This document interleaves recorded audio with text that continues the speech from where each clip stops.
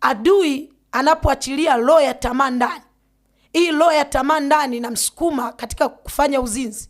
Hii roho ya tamaa ndani inamsukuma kuiba. Haleluya. Kwa hiyo hizi roho zikiwepo ndani ya mwanafunzi, ni ngumu mwanafunzi kusoma.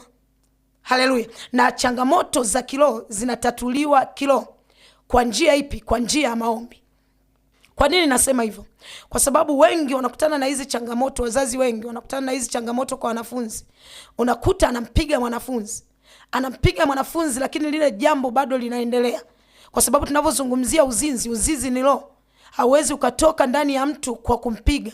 Utampiga, utamuumiza tu, lakini ile roho haiwezi kumwachia.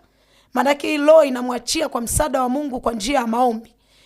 Kwa sababu ni changamoto ya kiroho. Mfano, mwanafunzi akawa amejiingiza kwenye magrupu ya wizi. Haleluya. Amen. Na yeye ndani yake akawa mwizi. Hii roho haiwezi kumwachia. Hii ni changamoto kwake.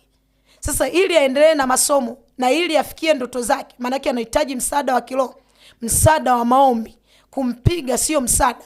Sawa, kumpinga ni njia ya kumuonya mtoto, lakini kama roho ipo ndani, maana yake hiyo ni changamoto ya kiroho. Kama ni changamoto ya kiroho, maana yake inatatuliwa kiroho kwa msaada wa Mungu kwa njia ya maombi tu. Bwana Yesu asifiwe.